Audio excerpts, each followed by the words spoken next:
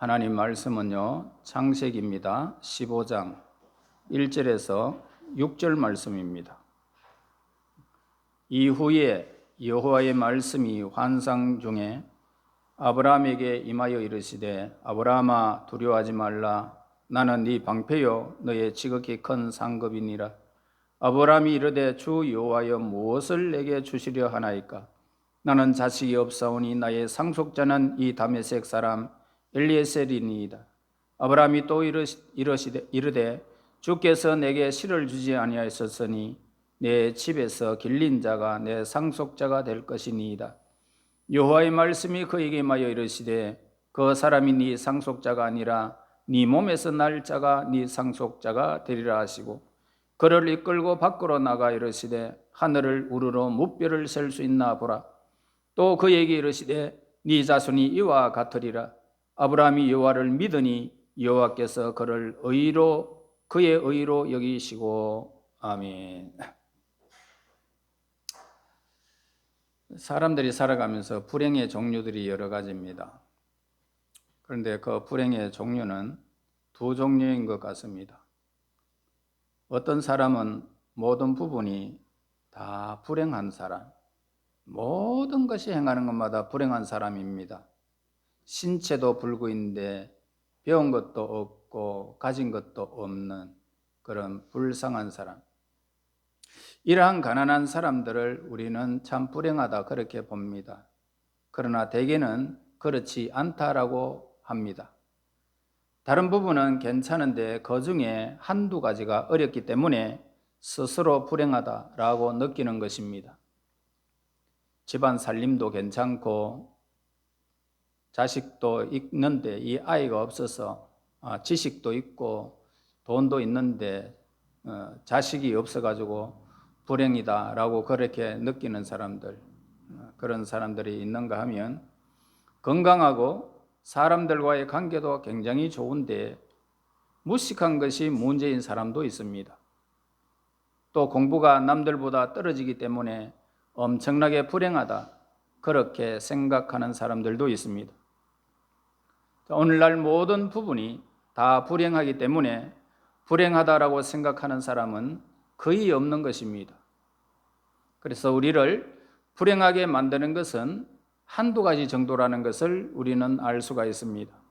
자기 마음대로 되지 않는 그 한두 가지 문제 때문에 모든 기쁨을 잃어버리고 침체되어 살고 있는 우리의 현주소를 발견하게 됩니다. 사실 이런 식으로 따지고 들어가면은 불행하지 않는 사람은 이 세상에는 아무도 없을 것입니다.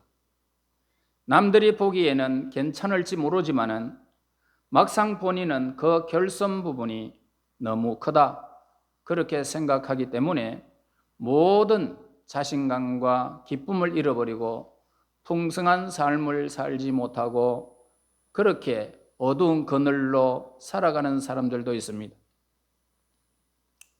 아브라함의 경우가 그러한 모습인 걸 우리가 본문에서 발견하게 됩니다. 아브라함은 아주 큰 부자가 되었습니다. 아브라함에게는 이미 많은 양떼가 있고 소떼가 있고 그리고 노비가 절비했습니다.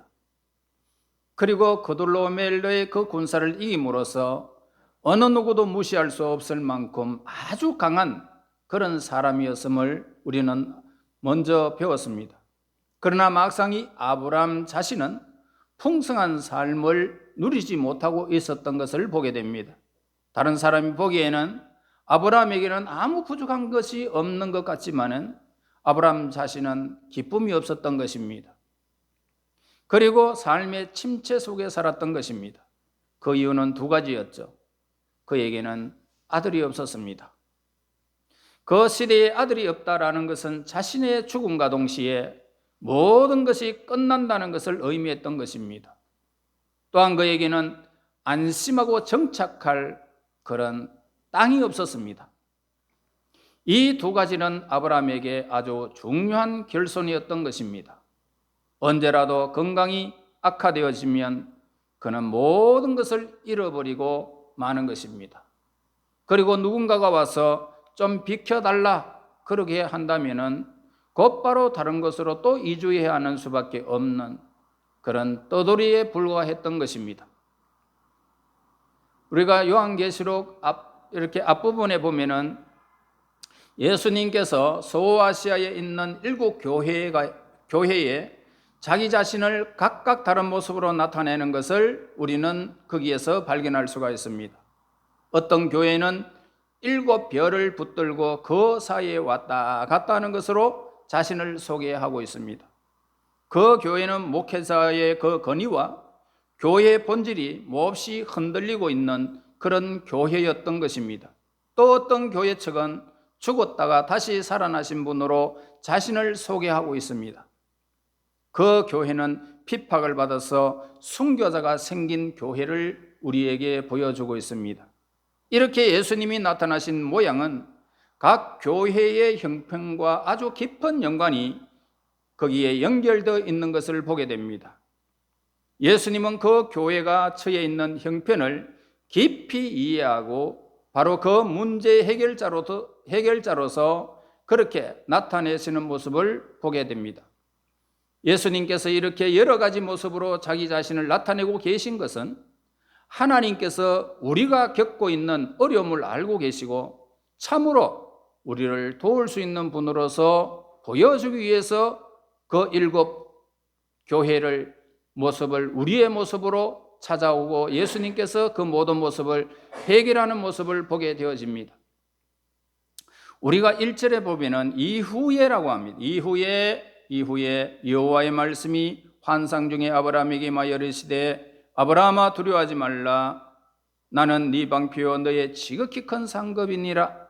하나님께서는 그 자신의 큰 방패와 큰 상급으로 나타내고 있는 것을 보게 되어집니다. 성경은 아브라함이 구체적으로 어떤 형편에 처했던지 오늘 이 본문에서는 구체적으로 설명하고 있지는 않습니다. 단지 이 본문에서 이후에라고 하는 단어를 우리에게 소개하고 있습니다. 그래서 이후라고 하는 것은 아브라함이 그돌로멜의 연합군과 격파하는 큰 대승리를 거둔 그런 후라는 그런 뜻입니다. 하나님께서는 아브라함에게 두려워하지 말라라고 말씀을 하고 있습니다. 아브라함은 큰 승리를 거둔 후에 심적으로 참 불안해했고 현실적으로는 더 어려웠던 것입니다. 어떤 사람은요, 큰 일이 생겼을 때는 무조건 하나님을 바라보면서 기도합니다. 그런데 막상 그 문제가 해결되면 어떻게 될까요? 그리고 난 다음에는 자신의 형편을 다시 생각하면서 끝없는 수렁에 빠지는 모습을 보게 되어집니다. 남을 위해서 열심히 그런 일을 할 때는 내 문제를 잊어버렸지만은 막상 집에 돌아와 보니까 남편이 병들어 있고 자식은 배고파서 헤매고 있습니다. 또한 살이 떨어져 버렸습니다. 이럴 때 우리는 깊은 침체에 빠지지 않을 수가 없는 것입니다. 더 큰 목표가 있을 때에는 작은 문제가 우리에게는 보이지 않습니다. 그러나 그 목표가 없어질 때에는 작은 문제가 다 들고 일어나는 것입니다. 그래서 그 사람을 주저앉게 만들고 자기 연민에 빠지게 만드는 것입니다. 큰 승리가 있고 난 후에 아브라함은 자기 자신의 문제로 되돌아오는 모습을 보게 됩니다. 큰 승리를 거두었지만은 자기 힘으로 이긴 것이 아니었기 때문입니다. 하나님의 도우심으로 이겼죠. 그렇다고 해서 실제로 변한 것은 아무것도 없었습니다. 유명해진 것에 비해서 실속은요, 자기의 삶을 돌아보면서 너무나 초라하게 느껴졌던 것입니다. 그때 하나님이 아브라함에게 나타나신 것입니다. 하나님은 아브라함에게 두려워하지 말라고 합니다. 여러분, 이 말씀 속에 아브라함이 얼마나 자기 현실 속에 빠져 있는 것인 줄을 여러분들은 이 말씀에서 보게 되어집니다. 두려워하지 말라, 두려워하지 말라. 그러면서 하나님이 그의 방패다, 나는 너의 방패고 나는 너의 큰 상급이다, 이렇게 말씀하고 계셨습니다. 이상 중에, 그러니까 환상 중에 하나님께서 말씀하시는 것은 구약 시대에 하나님이 말씀하시는 방법 중에 하나였습니다. 그러나 오늘날에는 설교를 듣는 가운데 하나님께서 여러분들에게 말씀하시는 것입니다. 설교를 듣는 가운데, 말씀을 깊이 묵상하는 가운데, 또는 경건한 성도들과 대화하는 가운데 우리에게 그 말씀이 증거되는 것입니다. 가장 분명한 것은 설교 가운데 저와 여러분들의 어려운 문제 속에, 환경 속에 수많은 일들을 당하는 그 속에 답이 말씀 속에 있다, 이 말씀입니다. 하나님께서 나에게 말씀하실 때에 내 속에 나타나는 현상이 뭘까요? 하나님께서 무슨 해결책이 있겠나라는 믿음이 일어나는 것입니다. 하나님의 말씀은 이처럼 우리 안에 잠자고 있는 믿음을 불러일으키는 것입니다. 하나님께서 나에게 어떤 것을 해결하려고 이 말씀을 주셨을까라고 하는 그 말씀이 들려오는 것입니다. 그러므로 오늘 아브라함에게 아브라함아 두려워하지 말라, 이것은 뭘까요? 그돌로메를 이겼지만은 그것은 자기 힘으로 이긴 것이 아니라는 것을 우리에게 가르쳐주고 있는 말씀입니다. 그러므로 하나님께서는 한 번, 두 번 아니라 영원히 너를 지켜주겠다, 내가 영원히 너의 큰 방패가 되어주겠다, 그돌로멜이 다시 쳐들어와도 아브라함은 이길 것을 약속하는 메시지인 것입니다. 하나님의 기적을 한 번 일으키시는 분은 결코 아니시잖아요. 한 번 일으켰다고 다시 없는 것이 아니라 다시 또 일으키고 다시 또 함께 하시고 끝까지 너희와 함께 하겠다는 것입니다. 우리가 두려워하는 것이 뭡니까? 우리는 하나님이 기뻐하지 않는 요인들이 아직도 내 속에 많다는 것을 알고 있습니다. 나는 아직도 하나님이 기뻐하지 않는 몹쓸 행위가 내 속에 있다는 것을 우리 자신은 다 압니다. 믿는다고 하면서도 우리는 실수를 합니다. 또 실패를 합니다. 그러나 하나님은 절대로 우리를 버리지 않는다는 것입니다. 두려워하지 말라는 것입니다. 그 문제에 빠지지 말라는 것입니다. 하나님이 한번 능력을 베푸셔서 지켜주신 자기 백성은 그보다 몇백 배 더 큰 위기가 와도 반드시 하나님은 또 지켜주신다는 것입니다. 하나님의 사랑이 그거예요. 하나님은 내 속에 있는 이 재성을 없애기 위해서 때때로는 우리에게 연단을 주시지만 어떤 위기에 빠진 우리를 버리지 않고 건져내 주시는 분이십니다. 홍해를 가르셨던 그 하나님, 요단강도 또 가르셨습니다. 연약한 부분은 연약한 부분대로 따로 다루실 때가 있다는 것입니다. 그러나 위기가 왔을 때 무조건 지키시고 무조건 능력을 행하시는 하나님의 은총을 우리는 기억해야 할 것입니다. 하나님의 말씀을 들은 아브라함은 하나님이 아직까지 언약을 행하시지 않는 것에 대하여 항의를 하는 모습을 보게 됩니다. 그러면서 두려워하지 말라는 하나님의 음성을 듣고 아브라함은 이렇게 말합니다. 주 여호와여, 무엇을 내게 주시려고 하니까?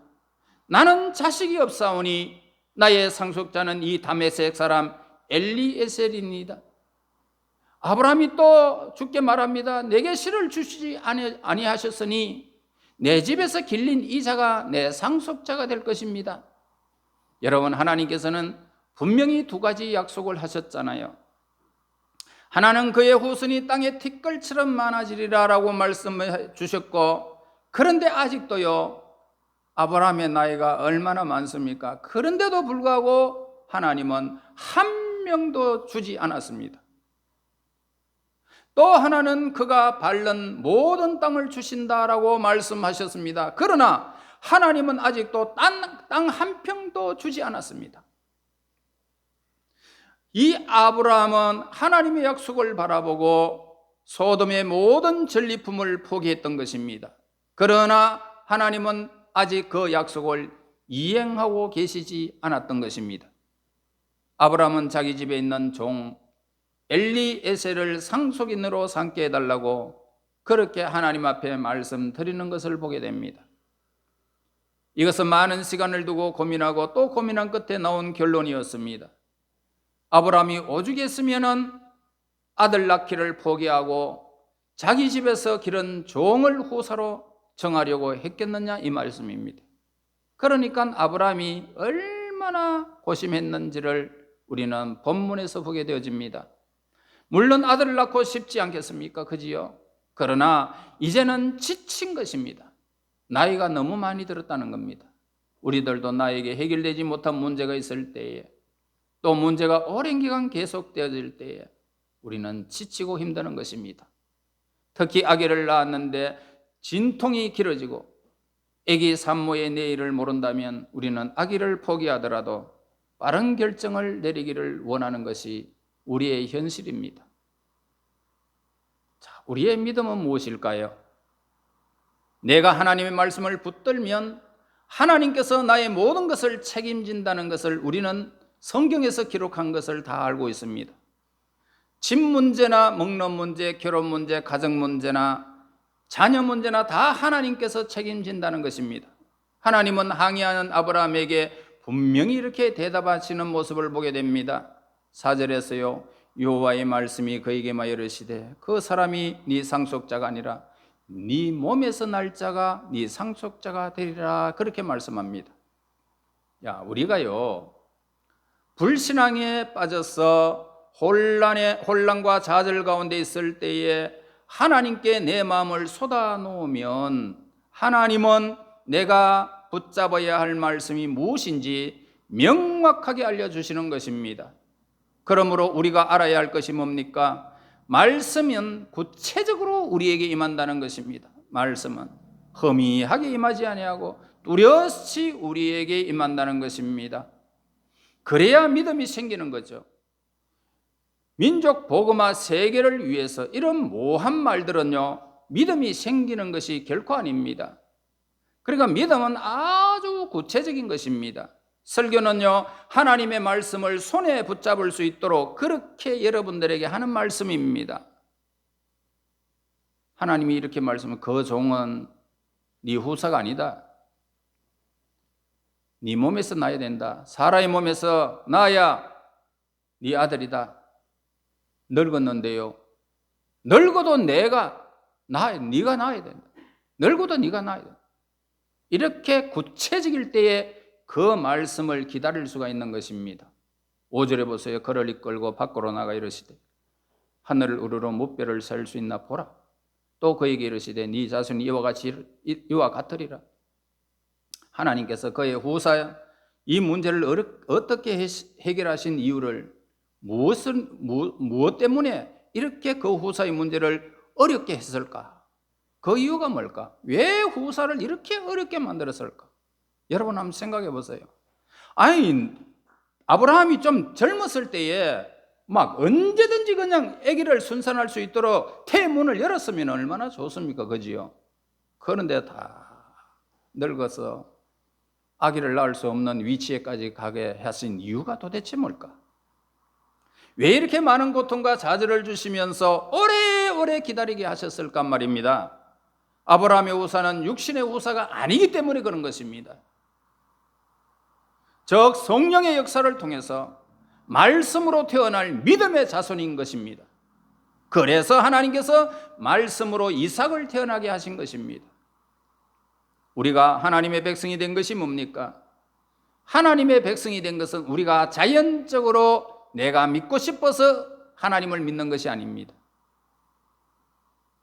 마치 아브라함이 죽은 몸에서 하나님의 말씀이 임하여 그에게 새로운 생명을 주었던 것처럼 우리의 죽은 영혼에 하나님의 말씀이 임하여 변화시킨 결과 우리가 예수를 믿어 하나님의 백성이 된 것입니다. 하나님은 아들을 낳을 수 있는 자연적인 능력이 아브라함에게 완전히 끊어질 때까지 기다리기 위하여 아들을 주시지 않았습니다. 그리하여 인간의 힘으로는 도저히 아들을 낳을 수 없게 되어졌을 때에 말씀으로 이삭을 낳게 하신 것입니다. 우리가 믿음으로 적용할 이 문제가 무엇일까요? 내 힘으로 해결할 수 없는 문제, 우리에게는 우리 나름대로 자기 힘으로 극복할 수 없는 어려움들이 우리에게 있다는 것입니다. 한계를 넘는 어려움이 있어요. 그 분야로 말미암아 믿음으로 적용해야 할 부분이라는 것입니다. 내가 하나님께 바쳐야 할 그런 부분입니다. 이것은 자연적인 힘이나 내 생각과 내 계획이 아니라 하나님의 주권적인 능력으로 이루어져야 하는 그런 부분들이 오늘 우리가 해결해야 하는 문제인 것입니다. 여러분, 하나님께서는 아브라함에게 밤에 하늘을 바라보게 하셨습니다. 우리는 어떤 문제가 있으면 갇혀버립니다. 다른 것은 전혀 생각하지 아니하고 내 자신에게 그냥 갇혀버립니다. 그러나 하나님은 아브라함에게 눈을 들어서 하나님의 큰 능력을 바라보라고 말씀하시는 것입니다. 우리의 기질 중에서 어떤 문제 하나 생각하기 시작하면 그 문제에 완전히 매여버리는 것입니다.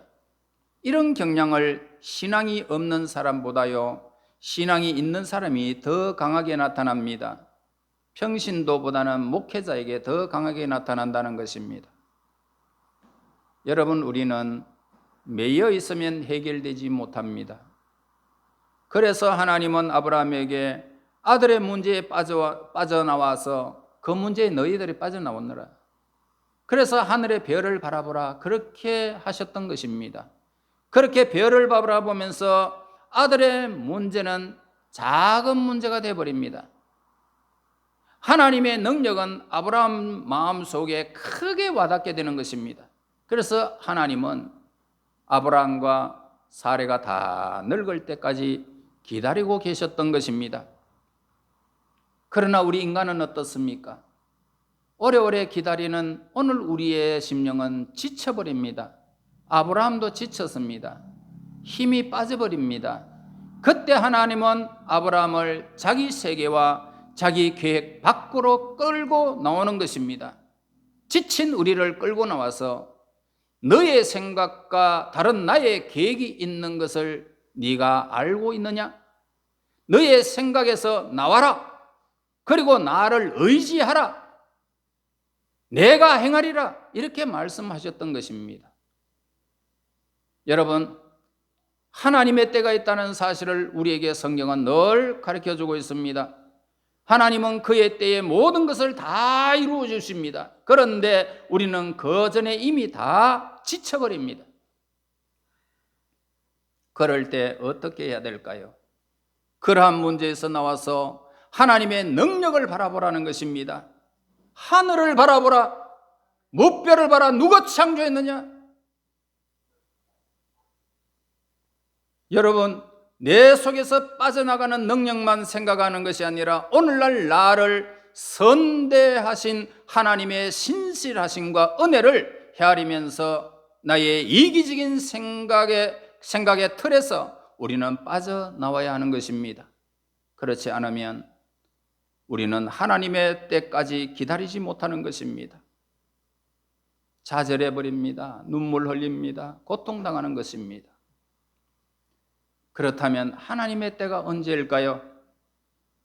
내가 기다릴 대로 다 기다려서 완전히 지치고, 그리고 난 다음에 조금 더 지난 후에 하나님의 때가 시작된다는 사실을 우리에게 일러줍니다.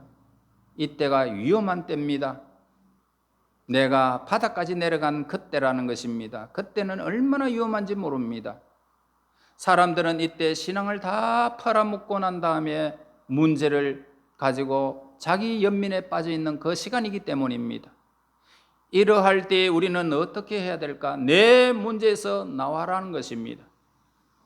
하나님이 지금까지 얼마나 우리 가정을 신실하게 대하셨다면 우리 자녀들에게 은혜를 베푸셨는지 낱낱이 헤아리면서 하나님께서 앞날도 너의 모든 삶을 아브라함과 이삭과 야곱에게 주셨던 그 흥하고 능한 모든 세력들을 하나님께서 우리의 가정을 그렇게 세워줄 것을 성경에서 늘 약속하는 그 말씀으로 나와야 하는 것입니다.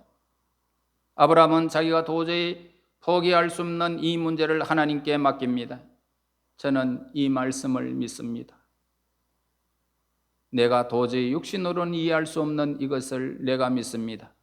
라고 했을 때 하나님은 그때 비로소 하나님께서 그를 의로 인정하셨던 것입니다. 아브라함이 여호와를 믿으니 여호와께서 그를 의로 여기셨더라. 이 말씀이 바로 구약 성경의 아주 진수인 것입니다. 의로 여기셨더라. 이것은 의인이 아니지만 의인으로 인정하셨다는 것입니다. 아브라함은 진노 외에 아무것도 받을 자격이 없는 사람이었습니다. 그러나 그가 하나님 앞에서 자신의 능력이 없음을 인정하고 하나님께서 하시는 그 말씀을 믿고 인정할 때에 자기 생각을 의지하지 아니하고 하나님의 말씀을 붙들었을 때에 말씀 앞에 자기의 모든 것들을 전부 다 포기했을 때에 하나님은 그를 의인으로 인정하셨다는 이야기입니다. 그리고 의를 여기셨다는 것은 법적인 인정을 우리에게 가르쳐주는 그런 용어입니다. 즉 노예 해방의 선언과 같습니다. 이것은 개인의 상태나 생각과 상관없이 법적으로 이루어지는 것을 말합니다. 믿음으로 의롭다함을 받기 전에는 참다운 의가 우리에게 이루어질 수 없다는 것을 가르쳐주고 있습니다. 인간의 공로는 하나님 앞에서 아무런 설대가 없습니다. 아무런 가치가 없습니다. 나는요, 한 주간 동안요, 죄도 범치 않았고요, 나쁜 말도 하지 않았고요, 거짓말도 하지 않았고요. 그러면서 아무리 해봐야 우리의 의는 하나도 나타나지 않습니다. 아무것도 아닙니다. 하나님께서 우리에게 원하시는 것이 뭡니까? 믿음으로 나오기를 원하는 것입니다. 여러분들이 한 주간 동안 어떻게 살았던지 하나님 그거 물어보지는 않습니다. 예수 그리스도를 믿는 믿음 안에서 나왔느냐 이걸 보시는 겁니다. 여러분, 하나님이 제시하신 구원의 길을 믿는 것, 이 길만이 우리의 생명의 길입니다. 예수 그리스도의 십자가를 믿는 것입니다. 그렇게 십자가를 붙들고 그리고 성령의 인도하심을 받는 이것을 믿는 것입니다. 이제 성령 하나님께서 나의 삶을 인도하시며 막을 것을 막아주시고 주실 것을 주셨기에 내가 수많은 제약 속에 내 삶에 어두운 것들이 있었지만 성령의 인도를 받아서 오늘 이 자리에 오게 됐습니다. 이 고백을 하나님이 받으시는 것입니다. 그리고 허용할 것은 허용하시는 것을 믿는 것입니다. 하나님이 지켜주시고 허용하는 것은 허용해 주시고 그렇게 우리는 천국까지 이르게 될 것입니다. 믿음으로 가는 거예요. 하나님이 우리를 의롭다고 하시는 것은요, 자신의 죄인으로 인정하는 것입니다. 나는 죄인입니다. 죄인 오라 하실 때에 날 부르소서. 세상에서요, 우리가 죄인입니다. 그런데요, 그걸 인정하고 자신의 남은 삶을 하나님께 드리고자 하는 겁니다. 이 시간 여러분들은 하나님께 드리는 시간이에요. 아브라함은 언제 자기가 참 죄인인 것을 알았습니까?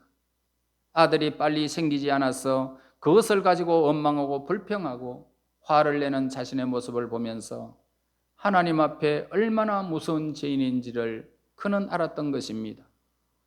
내가 겉으로는 얌전하게 보이지만은 속에는 악한 본성이 있는지 인정하고 하나님께 남은 삶을 드리게 되어졌을 때에 하나님께서는 우리를 의롭다라고 인정하시고요, 우리의 삶을 아브라함이 이삭을 낳아서 행복한 가정의 대를 잇듯이 우리의 삶을 아름답게 만드시는 것입니다. 하나님께서 아들을 원하시는 아브라함에게 금방 아들을 주시지 않는 이유가 무엇인지를 우리는 알았습니다. 아브라함이 자신의 아들 하나도 자기 마음대로 낳을 수 없는 무능한 자이고 아들이 없다는 이유로 하나님을 원망하고 침체되고 자기 자신을 그렇게 학대하는 무서운 죄인임을 비로소 깨달았을 때에 하나님께 바치게 하기 위하여 내 모든 삶을 하나님이 원하시는 대로 내가 가기를 원합니다. 하나님의 말씀대로 이루어지기를 원합니다. 믿는 그 믿음 안에서 하나님을 인정하는 삶으로 바꾸어지는 그 삶이 되어졌을 때에 하나님은 그를 의로 인정하신 것입니다. 여러분, 나를 불행하게 만드는 문제를 통하여 내가 하나님 앞에 얼마나 믿음이 없고 그리고 악한 자임을 우리는 깨달아야 합니다. 그리고 그 문제를 하나님께 이제 모든 것들을 다 맡기고 거기에 믿음을 적용함으로써 그것이 나 개인의 문제에 그치는 것이 아니라 다른 사람의 약한 믿음을 붙들어주는 그런 도구임을 우리는 깨달아야 합니다. 여러분, 이 땅의 수많은 자들 속에 우리는 노출되어 있습니다. 그러나 하나님은 우리에게 어떠한 일이 있어도 내가 너와 함께 할 것이고 너의 삶의 모든 것들을 붙들어 줄 것이고 너의 삶이 내가 행하는 대로 내 삶이 이끌림을 받아서 너는 창대하게 될 것이고 너의 삶을 내가 복되게 인도해 주실 것을 하나님께서 약속한 언약의 말씀을 늘 붙들고 여러분 이 땅 위에서도요 잘 되고 하나님 앞에 영원한 의인으로서 하나님 앞에 여러분의 인생 모든 것을 인도함을 받는 믿음의 사람들이 되시기를 예수님 이름으로 축원합니다. 하나님 감사합니다. 허물 많은 저희들 예수 그리스도의 보배로운 피로 구속하여 주시고 하나님의 자녀로 선별하시고 선택하여 주셔서 오늘에 이르게 하신 하나님을 찬양하고 경배를 드립니다. 아브라함이 주셨던 그 놀라운 하나님의 의가 말씀을 믿을 때 주어진 줄을 믿습니다. 이 세상의 수많은 일들 속에 나의 문제, 나의 범위에서 벗어나게 하시고 하나님의 손길에 모든 것을 의지하여 아브라함이 받았던 그 영광의 아름다움을 우리 하나님의 사람, 믿음의 사람들에게 허락하옵소서. 예수님 이름으로 기도하옵나이다. 아멘.